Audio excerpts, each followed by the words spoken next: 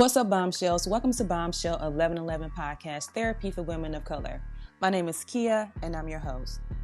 Generally, podcasts request donations, but I want you to show love by simply subscribing to my social media platforms by visiting my website at www.bombshell1111podcast.com. I want to see thousands of subscribers on this platform. Leave your comments and I'll show love by shouting you out on my social media platforms such as Instagram and Facebook. I want to thank you for your continued support as always. And with that being said, let's jump into this new episode.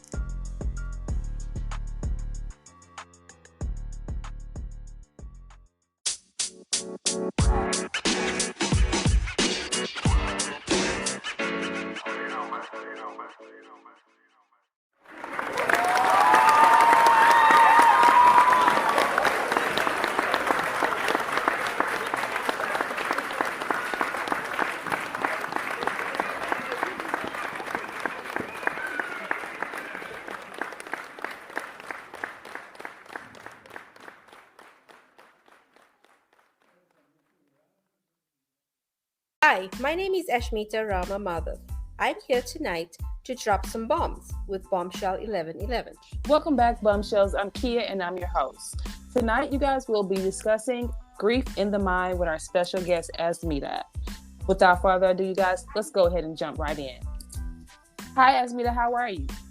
I'm fine, thanks. How are you? I'm good. Thank you so much for coming on and deciding to be a part of the podcast. I can't wait to dive in and hear what you're about to share with us on grief in the mind, because that's something that a lot of us tend to deal with in our personal lives and not seek support or guidance when we're going through those different types of things, or maybe not even aware of certain resources. So I'm glad you came on tonight to share your knowledge and tools. So again, thank you. My pleasure. So let's just jump right in. Down below, in the description box, I'll have, of course, your your bio on who you are, what you do, where you're from. But I always like to make it a bit more personable and allow you guys just to give a short intro about who you are, what you do, before we jump into the topic for tonight. So can you let us know who you are, what you do? Sure. I'm a resilience and grief support advocate, an educator, entrepreneur, author, and I am a lifelong learner. The reason I say I'm a lifelong learner is because I've encountered many life-changing experiences from my early 20s. Things like miscarriage, rejection, the death of my parents and husband exposed me to emotions of intense grief. I felt stuck and lost and alone, so I ventured out onto the path of self-discovery. I've come to appreciate the importance of personal growth and understand the impact my thoughts have on shaping my reality.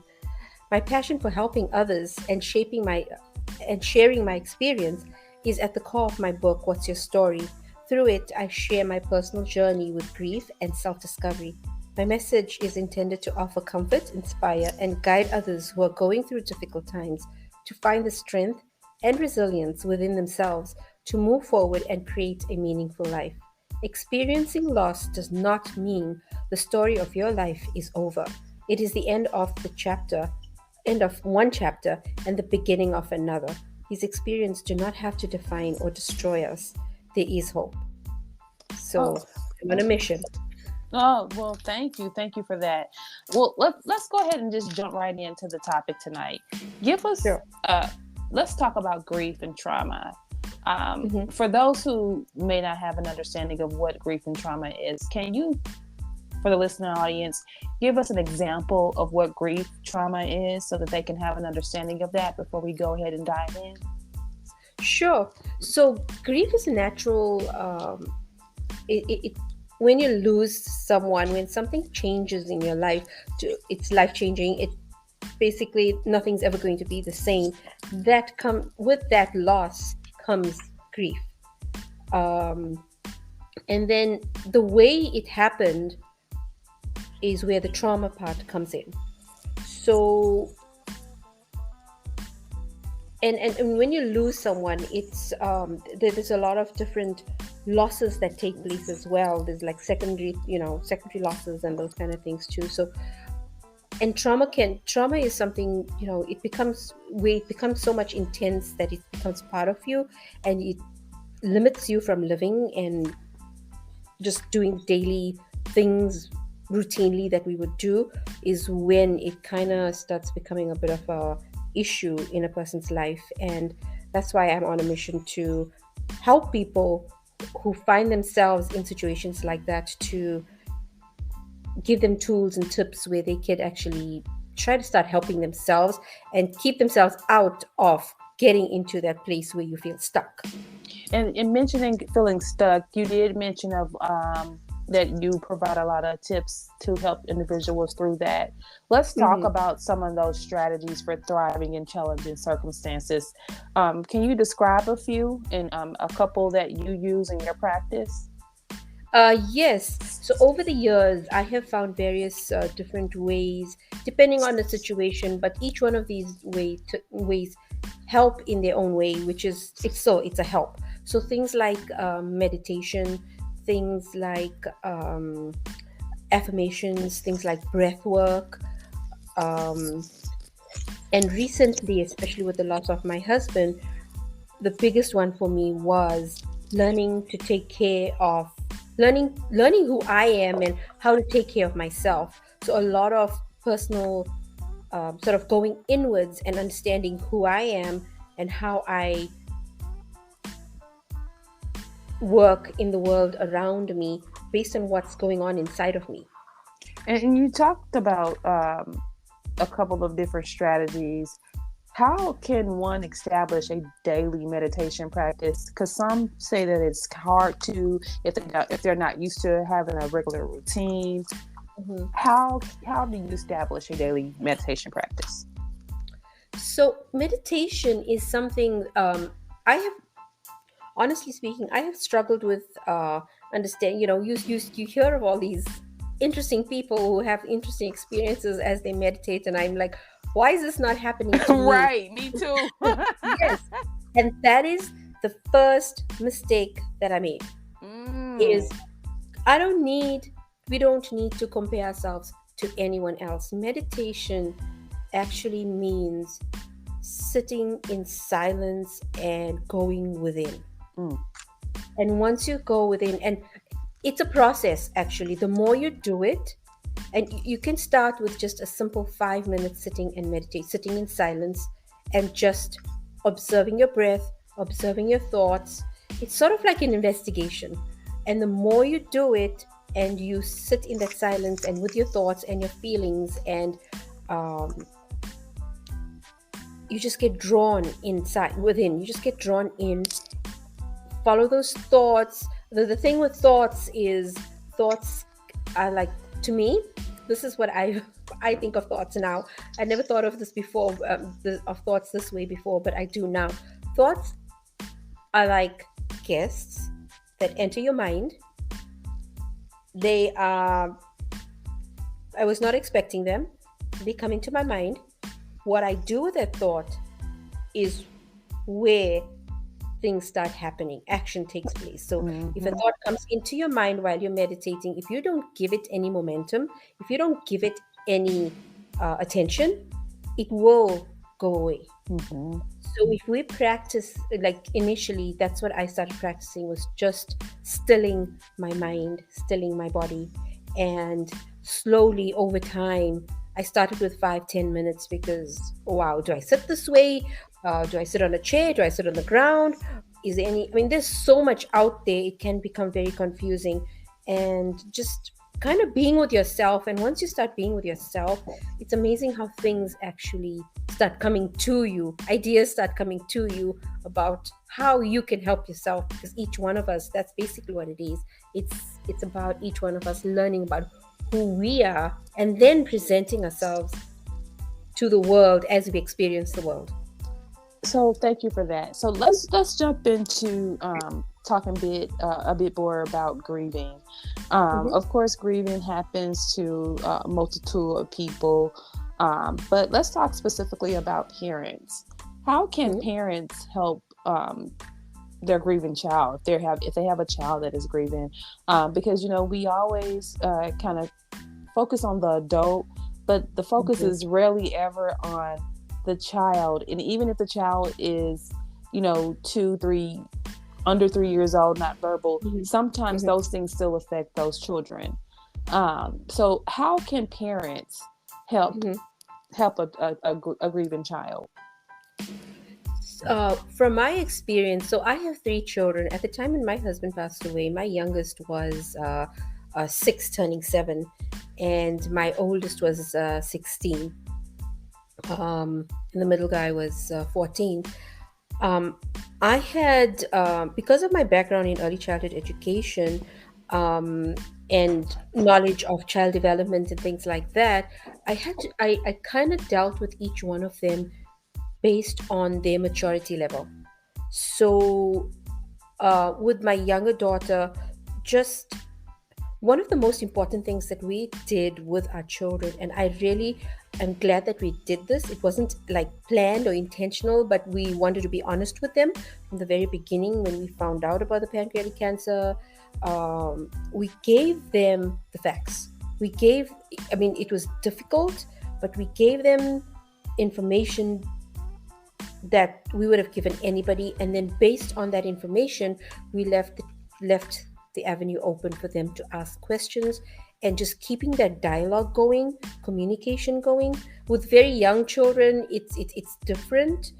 They're not going to have that much of dialogue or anything, so you got to observe their actions, observe their behavior, depending on how close they were to the person who has passed away. um, would also be an important fact to keep in mind. But definitely meeting children where they are with what they've just experienced, and then keeping that communication channel open, and just talking, just doing a lot of talking, but also being aware that too much talking can also push them away. So it's like kind of, Mm-hmm. doing that fine tuning all the time. So it's on a need basis. What do you need right now? How can I help you right now? What can I do as your parent, as your caregiver at this very moment? We're only going to deal with one moment at a time, and we're going to move along as time goes by. With my middle son, it took him a real long time before he was even ready to come out and even speak or even say anything about his dad. Like 2 years before he would even. um, I'm a vocal person. I would talk about my husband in the household all the time, especially on those special occasions and things that come up. It's like all those intense feelings that you're feeling, and I got to get this out because I keep it inside, it bottles up, and then it just explodes, which is what we don't want. So it is good to keep it flowing, kind of a Mm-hmm. thing. Mm-hmm. But he did not, I had to respect him, not do that, sort of, can I talk about your dad now? Are you okay to hear me say something? I really want to say something about him. Would you be willing, are you in a good space to hear what I have to say? And he would say yes, or he'd say no. And then I'd respect that. Mm-hmm. Mm-hmm. So that's kind of like, I think, communication and just seeing what is needed at that very moment is so important. It's just that whole awareness that gets pushed forth. So let's talk about some of the work that you do to help individuals um, get through that type of grief. What services or what do you do to help clients or individuals through these types of situations? So my biggest thing is my book that I have out, which I have a lot of the information that I talk about in my book. But when I do talk to people one on one, or um, in a group setting or anything of that sort, I share examples and ways that my mind can actually stand in my way of moving forward. Grief is a very lonely place. People, because it's so unique and because it's so personal, people who are grieving tend to want to just stay alone. And when they find themselves, this is just from my experience, when I found myself in groups of people, especially after I've lost my husband, I kind of felt, I mean, I'm a social person. I love talking to people and meeting people and learning about people. but I found that I was having a little bit of that distance. It's like I can only take so much now of social interaction. I cannot be with people for extended periods of time because that grief slowly starts creeping in and I slowly start pulling myself away. And it's not something intentional, it just happens. So those are the kind of things that I like to be able to talk to people to who are grieving, and coming to an understanding that this is a new space that we're in. This is a new road, a new journey that we are walking on, and we're each going to learn something about ourselves as we walk this path in this world with this grief that is part of our lives now. Thank you for that. Thank you so much. So, Ashmeeta, is there anything you feel that I missed that you'd like to share with the listening audience? My biggest thing that I want to share with people who are listening is experiences are things. When we experience something, if we can find a way to draw positivity out of the experience, no matter how terrible it is, yes, you're going to have those intense feelings and death. I mean, who wants to experience that? Nobody. But if we can take an experience, put it where it belongs, draw the positivity out of it, and not let that experience become us, not to assume the identity of that experience. Example, like maybe, I kind of go into victim mode now because I lost my husband. Everybody should be feeling sorry for me. That's just an example. I mean, there's more to that than just that simple, but leaving the experience where it is, not letting it define or destroy us, and moving forward with life, because life is beautiful and it is meant to be lived. Oh, thank you. I love that. And it is meant to be lived. Oh my gosh. I love that's a nice way to end it. But I love that because it's so true. And when you're grieving, sometimes you don't see that because you're in the midst of, you're so busy going through it and you don't see the end of the tunnel. And grief could be, again, so many different things. It could be due to a bad relationship, a death, anything. Yes. So yeah, like you said, life is beautiful. And once you realize that, things seem to start seeming to be brighter for you. You're absolutely right. Yeah. It's all about the mind. It's all about the mind. You work with your mind when you're going through the various different situations that you find yourself in.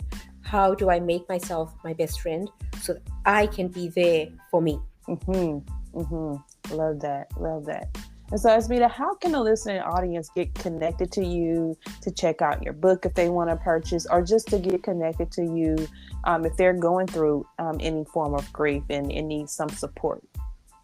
So my website has a contact me page, and that would be a good way to get in touch with me for a consult or to talk. And I also do have a lot of blogs that I write about grief and grief related topics as I grieve myself and things come up for me, and I end up writing something about it, and then I would put it up onto my website or my LinkedIn profile. So yeah. Thank you so much for that. And so, you guys, that brings us to the end of this episode. Thanks to Ashmeeta for joining us. We hope that you were able to hear something that was beneficial to you. And with that being said, again, thanks for listening. And always remember, you are a bomb within your own shell. Peace, love, and light, you guys. Until next time, good night. If you enjoyed this podcast, please make sure you subscribe so you're notified when a new episode is posted. Rate, review, and share this podcast with your family and friends. Thanks so much for listening, and I hope you're leaving with some valuable information that can help you on your personal journey.